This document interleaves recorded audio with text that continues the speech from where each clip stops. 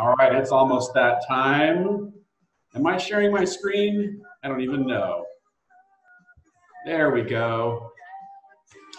Okay, we should get started. Ethan, I don't know if we sent out the announcement that we are live, but if you would, please do that. I'm going to hit pause on the music. So Tim, tell me why did we pick Power of Love for the intro today to our daily live stream and the daily briefing? Besides Huey Lewis and the News being one of the greatest bands ever on the planet, today is the day we're doing the wedding. So it is the day of love. The power of love is prevailing in this world. It's a great day for everyone to celebrate life. We know that a few things are limiting that ability right now, but we can't stop love. So that's a perfect song, Joel. Thanks for picking that out for us. No, you got it. Hey, Marcel, I didn't know you were getting married today. Congratulations. Finally, after all these years, she's saying yes to you, huh, Marcel? Another one? No, I'm okay. All right. Well, good to be with you, Tim. Good to be with you, Marcel. For those of you that are just showing up, Ethan, also please drop a note in 7 Ingredients as well. I'm going to just remind everyone today, we get to drop into this juicy topic. Cash and loans and visibility. We're going to get a little technical today. And this is where there were a lot of questions yesterday that we ended with where people were asking things like, should I borrow money, get a loan from the Small Business Administration, government relief? What about my personal savings? When should I spend money? How should I spend money? And we said, boy, this is really practical. So we're going to get into that topic today. Just a friendly reminder, as you guys show up, the chat is available for you.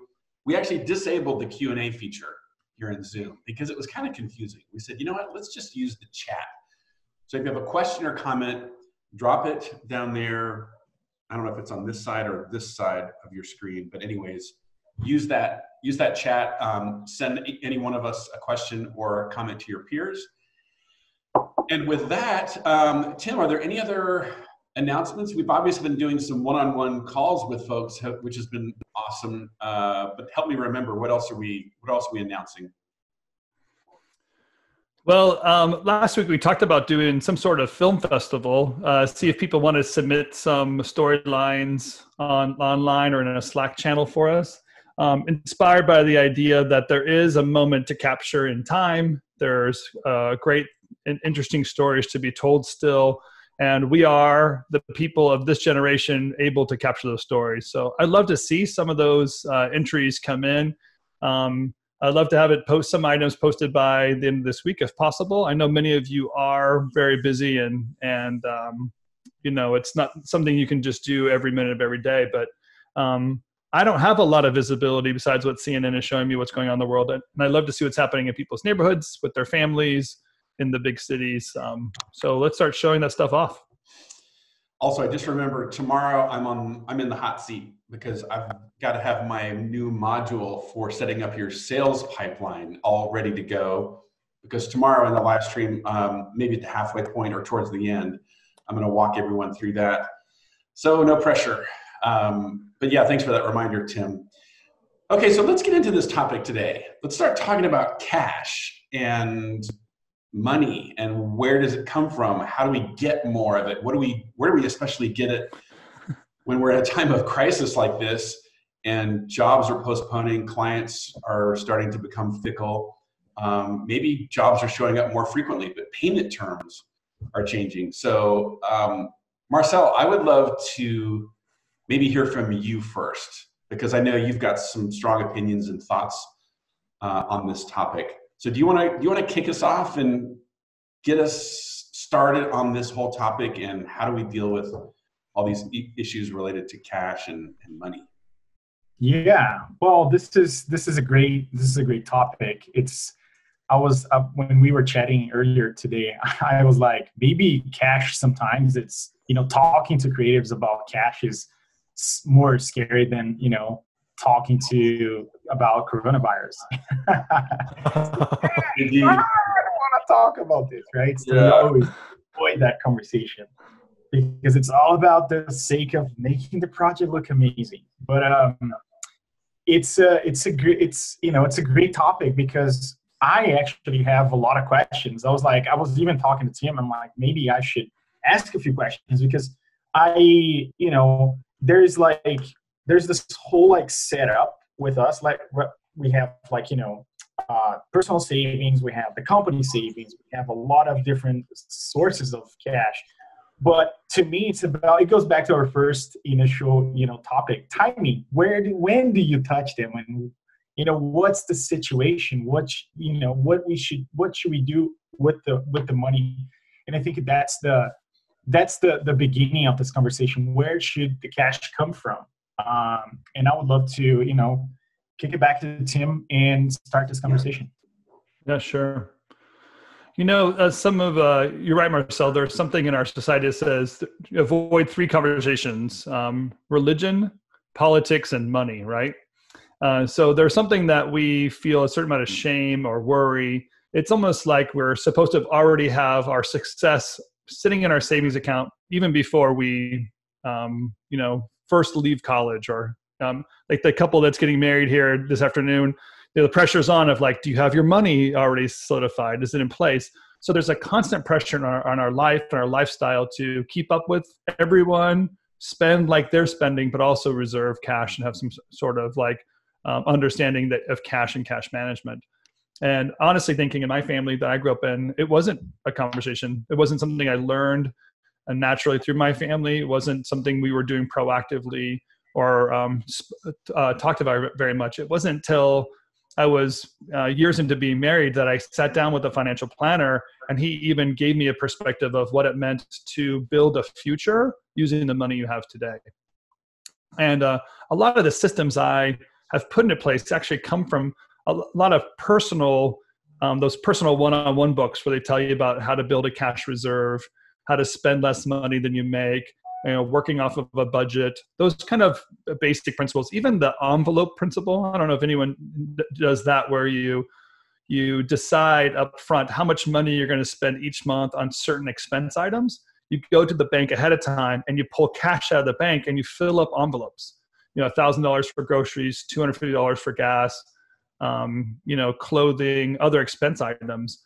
And then that month you only spend out of that envelope. And it truly is, if you've never done that, it truly is an amazing principle of recognizing that money is finite, and only spending that much money or be limited to the resources on hand is a discipline we all need to learn.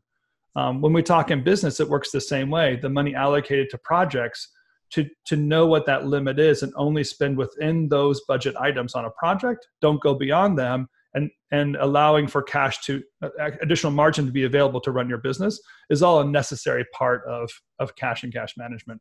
Yeah. So I think we're missing many of those parts in society. Yeah. And Tim, I always say this, the reason why creatives actually get scared from money, because sometimes we don't know how to read the data, So I think some of the different tools that, I would ask you, what can you provide? Because sometimes you need tools that we can see numbers and read them easily, because sometimes if you show, even like to me, if you show me a spreadsheet with a lot of numbers, it would take me forever to get into that mode and try to understand all the numbers and make decisions. It's overwhelming because as a business owner, I realize that I don't need to be the expert on everything. Money, it's not my specialty. My specialty is creative work. I do creative work to make money, and then I go to the experts and say, hey, you guys help me to figure this out. How do I charge for my projects? How do I manage my money? And how do I manage the projects?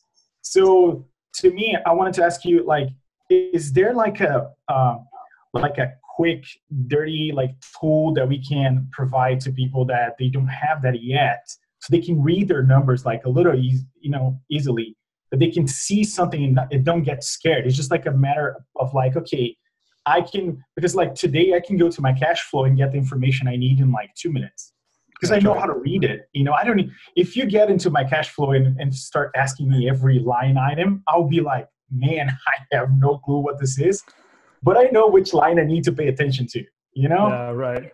And the experts can go and dive in there and make the necessary changes. Yeah, sure. So the method I created around RevThink is this method I call the factors method. And it's based on really the idea that there are certain factors in your business that pull money away. So the long title for it is the factors that influence profits. And it's a thought that when the client gives you the set dollar amount for that project, that money has to be pre-allocated. And you have to know what portion of that money should be spent on direct costs, so costs related to the project, and what portion of that money goes to the indirect costs, the costs of running the business, covering some overhead salaries, rent, those kind of items that aren't directly related to projects. With the factors method, what I do is I take the dollars and by simply predetermining it into those two major categories, now I know what portion of the budget I can give to the producer to get the job finished. And I ask that producer stay within that system, or like the envelope idea. Mm-hmm. Don't spend more money than is in the envelope allocated to it. And then with a business owner, you and I sat down and we said, Marcel, this is how much money we have to run the business. And now I can make two different types of decisions, right? On a day-to-day basis while I'm managing a project, I know that I'm staying within the limit. And now I have all the freedom, flexibility, creative control within those limits. And then at running a business, now I have money to finance your future, your growth, long-term needs, as well as short-term static needs like rent or whatever. Cool. Those two basic principles, and divide those two ways, make two different decision points. And I love that explanation. But let's get a little bit more practical here. In terms of let's say let's get to the situation that we have right now. Imagine can I put an example here? I'm just going to throw a random example. Let's say a company has some cash in the bank on the savings account.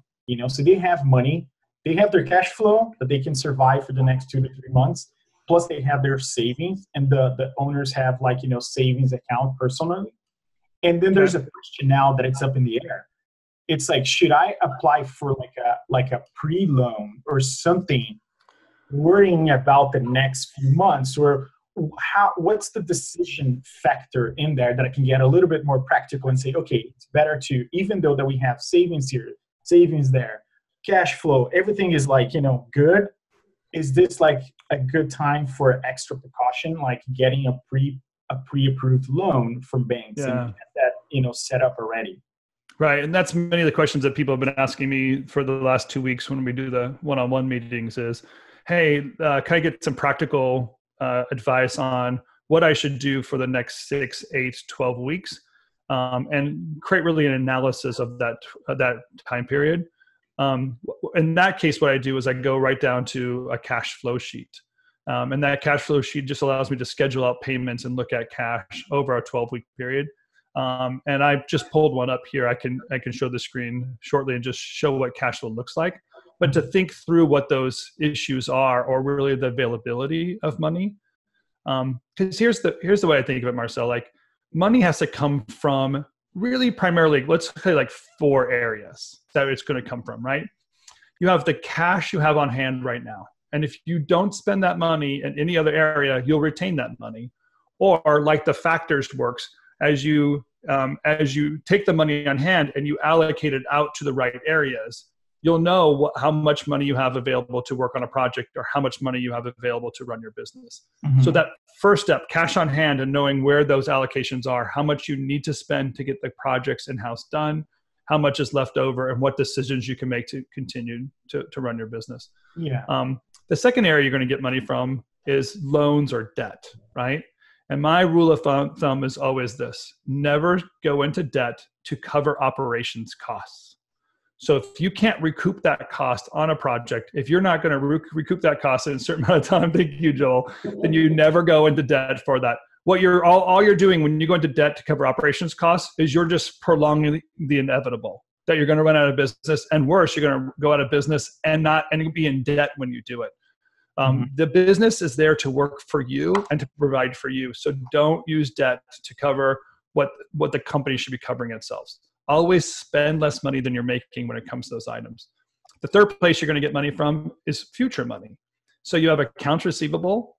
That accounts receivable are monies that come in today and in the near future. So the cash on hand isn't all you're stuck with. That AR will come in, and that helps fill in some of that gap. And then lastly, in the importance of what Joel is going to cover tomorrow in the sales pipeline is future sales. You have to be able to understand and have some influence over future revenue you can't yet see or hasn't been awarded to you. And you can put that into your pipeline as well. So those four areas: cash on hand, loans and debt, future money from accounts receivable or other loans that someone might owe you money for, and projected revenue, projects that haven't yet landed, but for certain, you've been in business for many years, projects will come in you haven't heard of yet. Create some opportunity for that to fill in your cash flow as well.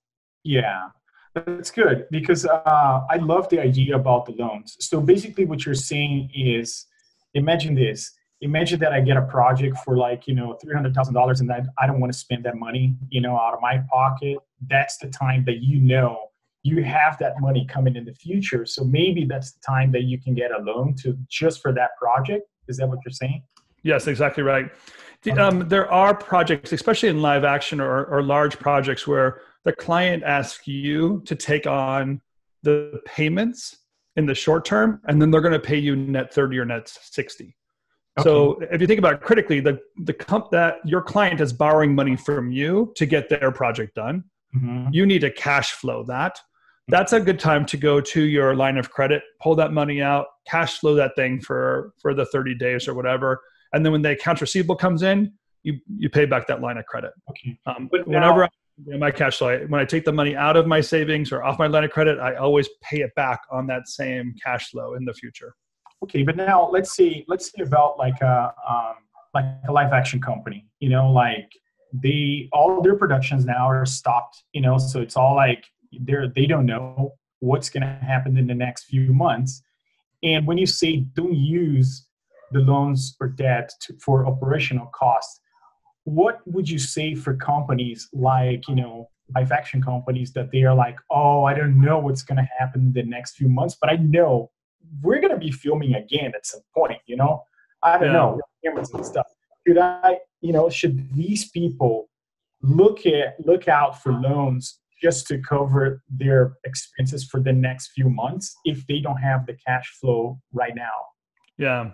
I know that's really probably the hardest decision to make at this moment, because there's a lot of items. I was in Slack this morning chatting with somebody, and he was talking about, he's spent this time to develop his creative team, and then to think, wow, if I have to spend less than I'm making, I have to get rid of all of that creative team, and therefore I lose that entire investment in my team in doing that.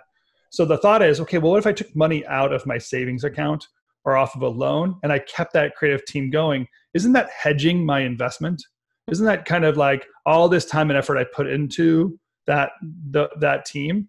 It's a possibly good idea of doing that. But I would think of it like this: if you make that decision, if you're going to take money out of a savings account and you're going to put it somewhere, think of that as an investment. So if I take it out and I give it to somebody, how's that money going to grow after I give it to them, after I invest it in that pipeline?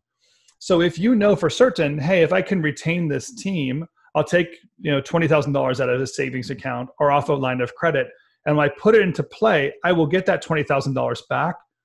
Okay, that's one thing. How soon will you get it back? And how fast will that $20,000 double?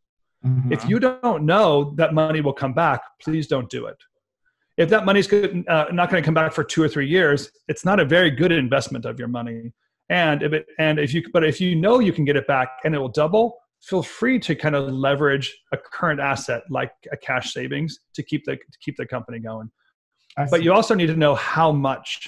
So how much are you willing to contribute, and how long will that $20,000 in my example actually allow you to extend your business? Yeah. If you're really only gaining a few weeks or one payroll, I would say realistically start dealing with that reality right now. Like, one payroll is not going to get you through an entire down cycle, and start moving your expenses around and other areas to reduce that payroll expense or that office expense, and see if you can't get 2 pay periods or 45 days of a runway to get on the other side of that investment. Yeah, that's good. I just wanted to mention this, Tim.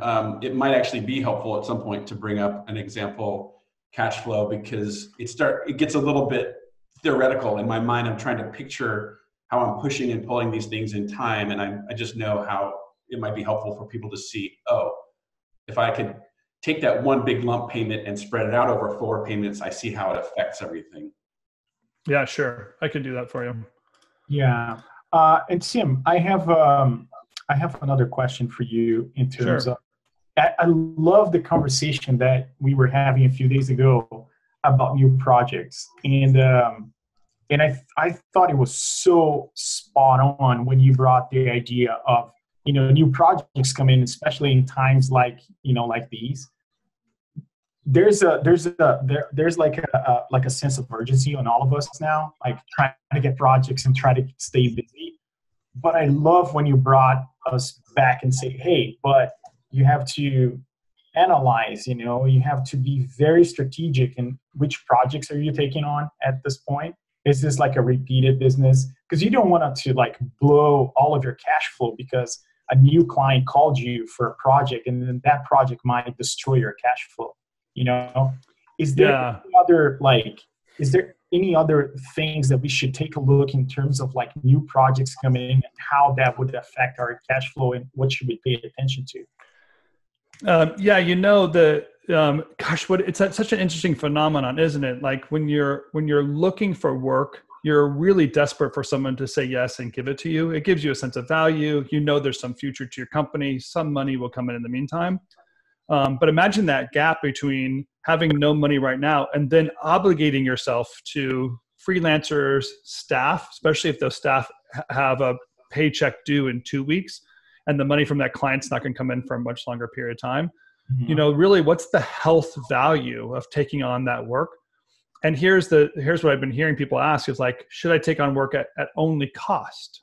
Which is, again, like it's a very interesting strategy right now to put in place. You might be able to get work and therefore cash flow into your business at cost.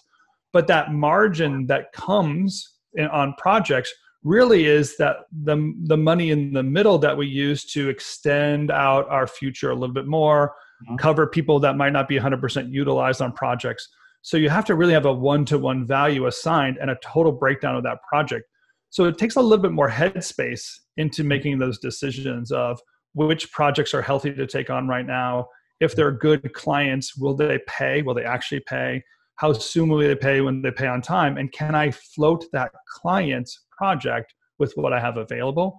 That's part of the burden of looking at cash flow and making those decisions. Yeah. And Marcel, you know what I was going to add too, because I remember making these same decisions myself back in the day that you maybe have made as well, that when you decide to do a project at cost, it's truly just a short-term Band-Aid. It's like something you do for a month. We're going to do this project, this other project at cost, because we just need to kind of get through this rough patch. But in reality, and Tim, I'm curious if you agree with this, if you're operating at cost, you're really operating at a loss because you're totally at a loss. Yeah, eventually you will have indirect costs, meaning overheads, that if there's not margin there, the margin will always work against you. Like you'll eventually lose and you'll lose and you'll lose. So if you do it for a month, that's one thing. If you do it as a long-term strategy for a quarter or for a year, we're going to only operate at cost. In my experience, that's a recipe for your business is going to be failing.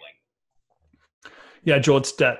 But to operate at a cost is to operate in debt. And so if it might not feel the same as pulling it off of a line of credit, but in reality, like it's going to catch up to you at some point.